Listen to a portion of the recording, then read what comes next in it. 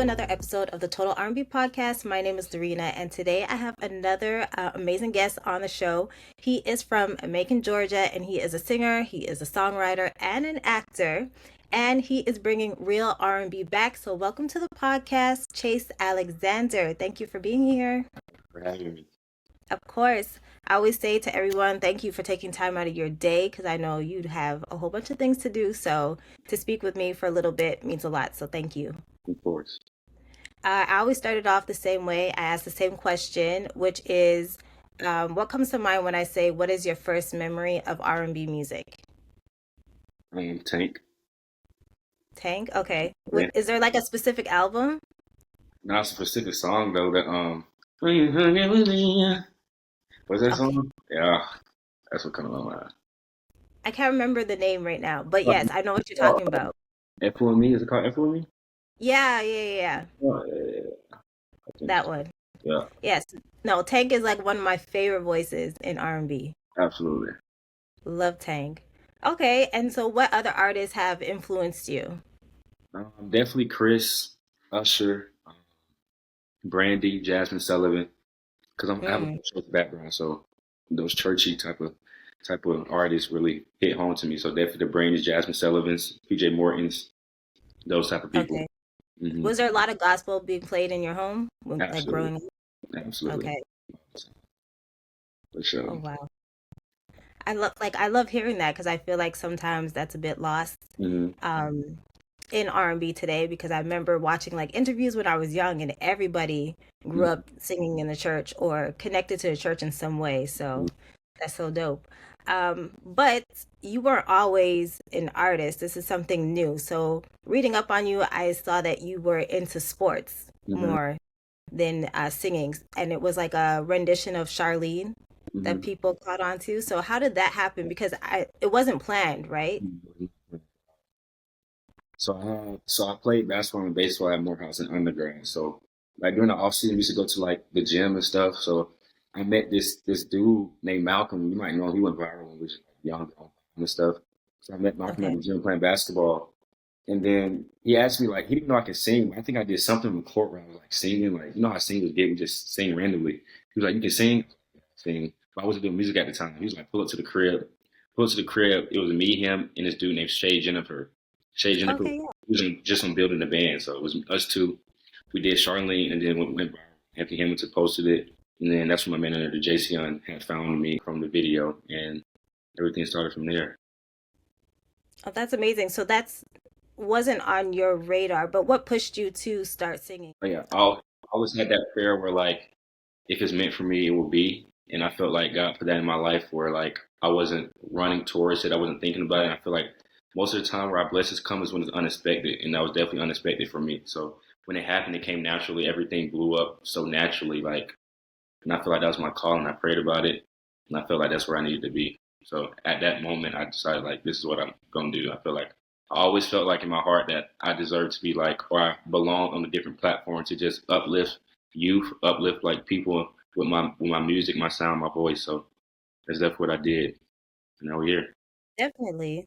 Hmm. And so you're saying you're bringing real R&B back with your EP that you came out with, and now we have the deluxe version that's out.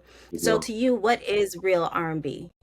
I think real R&B is the real singing. I feel like nowadays you have like the rap singing, whatever you want to call it, but I feel like the real R&B comes from the church. So the roots is in the church. You have the harmonies, you have the old school type of vibe. So that's what I mean when I say real R&B. So if you listen to my project, you're gonna be like, oh, okay, I get what he's saying. We have harmonies in here, we have real singing in here. So that's definitely what I wanted to bring back. Definitely. And one of like the standout tracks when you said like bringing in like harmonies and things like that and having that like classic like R&B feel would be Saved for me, in my Yeah. opinion. Yeah. So that's one too. So how did you come up with that song? So actually, it was actually like a random day. I had a studio session, and then my manager, the JC, called CG Christian Gibbs, who actually like demoed the record, write the record with a bunch of other people. So I was like, we needed one more song for the project. He said, I think I got something for y'all. He played it for us on the phone. And instantly, before I even heard it, I was like, okay, I need this. I didn't even hear the full song. I was like, I need it. Wow. Literally 2 hours later, I went to cut it. He showed up at the studio. We cut it. And then it was later from there. I knew I needed that harmony type of record. I knew I needed that singing type of record, and he definitely brought it. He definitely did. So wait, was that the last song that you recorded for the Yeah, project? that's the last song I Oh, recorded. wow. Last song I recorded. Okay. And then there's another song too, Dive In, Mhm. that's on the original as well as the deluxe, and that was with Lyrica Anderson that has writing credits on that. So how was that working with her and also coming up with that song too? Because that's a really good one. Yeah, it was cool. Me and Lyrica been close for a couple of years, so I met her when I was still in undergrad. So we were just friends. We never really worked outside of like in the music industry, but we got closer to when she started doing music again. I started my solo career. So we started doing music again. I invited her to the studio. I went in the studio. I always thought like before I even get to the studio, I had a melody in my head from the song. So I went in there, laid the melody down, and she came up with the lyrics, like really just like that. You got it done. I was like, the hook is what really made me be like, okay, this is a hit. It's definitely my most streamed song right now, like over that 400K, you know. So definitely, she did her big one. Definitely. I think she's underrated when it comes to songwriting. I think people really just more focused on her on Love and Hip Hop, but I think she is like a really good writer. Yeah. That is a dope song. And then another one that stood out for me was Martin and Gina, Mhm. because I'm a big Martin fan. So, how did you come up with that concept? And is Martin something that you grew up watching? Absolutely, I definitely watched Martin. The concept came from a writer named Keith. Uh, he wrote the song, sent it to my manager Jay. Jay played it for me when I was at on the radar in New York for like a press run for my first EP drop. So he played us. I need to cut it as soon as we get back. Cut it. It was just like I don't know. It had that nostalgic feel. And Martin and Jay just had something different that I never done. It had almost like the rap type of bop to it. So I wanted to see how I would like execute that type of record. And it definitely worked. No, and I think too that's gonna resonate with a lot of people because that's one of like our favorite TV couples. So definitely people are going to be attracted to that as well. The project was well put together and everything. Another thing that was really cool reading up about what you've done is that you have some degrees under your belt. So you have biology and nursing as well, Mhm. which is super dope. So why did you decide to continue to pursue your degrees and not just maybe just focus on music? I think my parents really instilled in like me and my siblings to always have a backup plan. At the end of the day, I'm a male, I'm a black male, yeah, so I have to provide at the end of the day. So music is fun, but it's not always guaranteed. You can have one hit, you won't, right? Then what? And so I always wanted to make sure I had a background to be able to take care of a family, like music didn't work out. So I've always been to the medical field. My parents in the medical field, my sister in the medical field. So I've always had a science background. And nursing was the thing that really stuck out to me, seeing my sister be a nurse, and it works well with my music career. So I can work 3 days, be off 10. So it just definitely just worked out what I want to do as far as music. So it allows me to pursue music, it allows me to pursue that acting space. It just allows me to do what I want to do, but still have that backup in case. No, that's amazing. Well, congratulations on getting those degrees because Appreciate I it. know school is no joke. Oh yeah, So it was for sure. Appreciate it. yeah, so congratulations on that. And I love that too because I see that with who was it? April Jones. I think it was during the pandemic because, the entertainment industry slowed down completely. Everything was shut down, stopped. And then she had her degree to fall on, so she was working in the hospital like Yeah, during that time. So she's still able to provide for her family. So I think that's super smart that that's something that was instilled in you by your parents. So thank you so much. kudos to them. I love that. And you mentioned acting. Mhm. So I read that you were in two films already, Swept and Couples Getaway. So what made you pursue acting as well? Um, so I actually did artist development for a year before I actually started like doing the music before I really came out, and I did acting lessons in that artist development space. So me being people always said I had like the look to be an actor, but I was like I don't know if I could be an actor. I didn't know how I would memorize lines. I didn't know how I would like come off on the screen. So my manager actually wrote a movie, and I felt like if I'm going to do acting, this should be my starting point. Somebody I'm comfortable with, somebody that trusts me when I haven't did anything. So I did that, and then I think I did good in that one. So then we did another one called Couples Getaway, and that's really when I feel like I got in my bag. I was like, okay, I'm comfortable. I'm here. So I feel like that's how I went. I'm excited to do more movies. I think I got another one coming up from I don't know if I can say, but yeah, Got another one coming up to be like some big platforms. But yeah, I'm excited. Okay, well, that congratulations on what's upcoming. Thank you. I guess we'll see that. We got to follow you on social media, so that's super dope. But have you like really jumped into it, like taking acting classes and things like that? Absolutely. I did acting class for actually like 9 months straight. Every Tuesday, every Thursday for 9 months, literally. And what have you learned about yourself from doing that? Because I know like they make you do like a whole bunch of different exercises. Yeah. I've learned that I'm kind of shy when around people I don't know. I didn't know that. I think I'm more shy when I don't know what's going on, right? I have no idea like what to expect. But I feel like I've learned that acting is hard. I feel like looking at the screen, you don't understand how hard it is to actually tap into a character. So I feel like I definitely learned how hard acting is, and that you have to work at it. It's not something you just wake up and say, "I want to be an actor." You actually have to work at it and to be good at it. Yeah. So, but that's Do you definitely. have like a dream role that you want to play, like something that you like in the back of your mind, like if I got this Mhm. opportunity, I'm definitely going for it. Um, I would play in something like, hmm, what would I play in? Maybe something like a love and basketball type movie. I would do. I would Mm, love to do so. I have that sports background. I would love to do comedy because I feel like I'm goofy. I'm definitely goofy when I get comfortable. So I'd do something like that. I would do. I don't know. I could see myself doing like an all American type role, something okay. like that. Yeah, definitely. So something that incorporates sports Yeah. into the character. I feel like That would be dope too. I can't tap into romance though, so I could do some romance thing too. So something like I wouldn't mind doing something Tyler Perry. I feel like that's my dream. Okay. Do something Tyler Perry. Yeah, like I would. Okay. Yeah. That would be dope too. But I think we are too missing like rom-coms for like Hmm. this generation because I felt like there was so much back in the day with Love and Basketball and Brown Sugar and Love Jones. And I feel like it kind of took like there was like a gap. And we Hmm. have like a few that came out recently, but more would be really cool. So Absolutely. Yeah. definitely that'd be dope. And Tyler Perry, he's amazing. He like shoots movies in like 6 days. I heard they did Straw in like 3 or 4 days.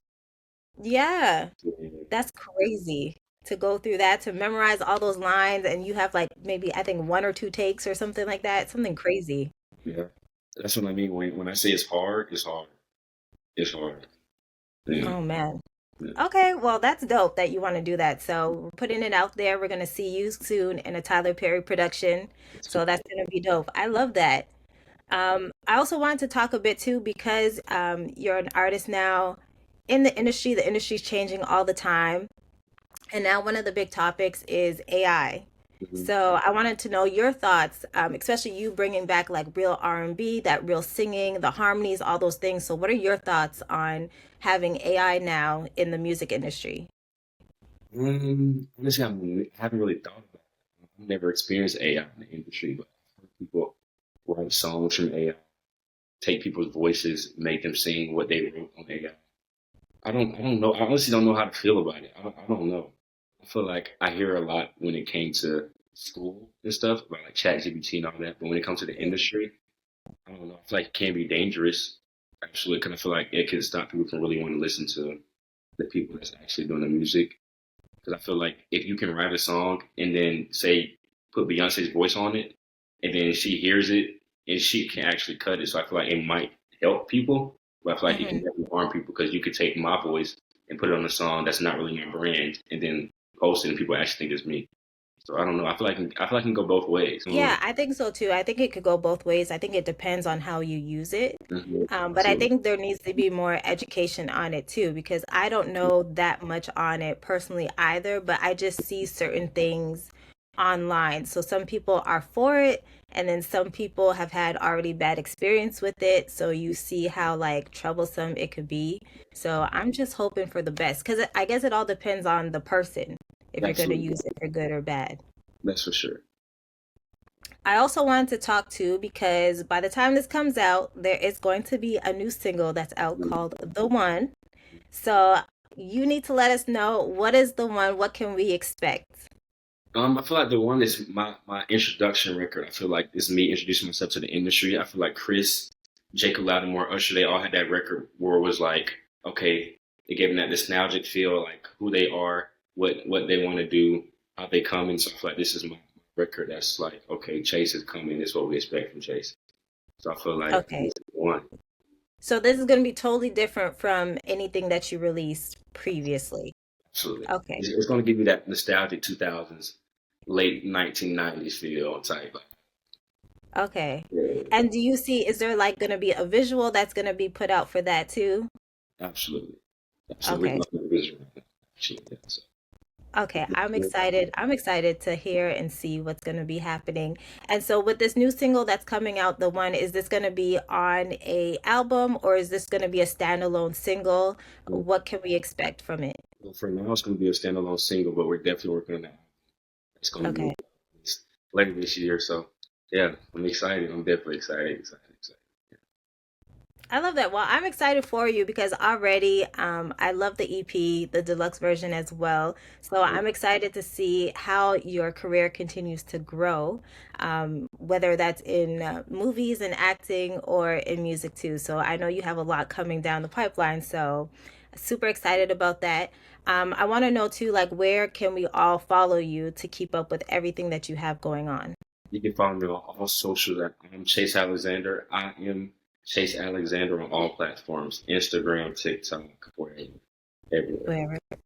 Perfect. And don't forget to stream the music wherever you can. We have Real R&B that is out now, the deluxe that is out, and then the one that is on the way. But by the time this is out, this should be out. So definitely tap into that. Is there any last words that you have for your fans or us here at Total R&B?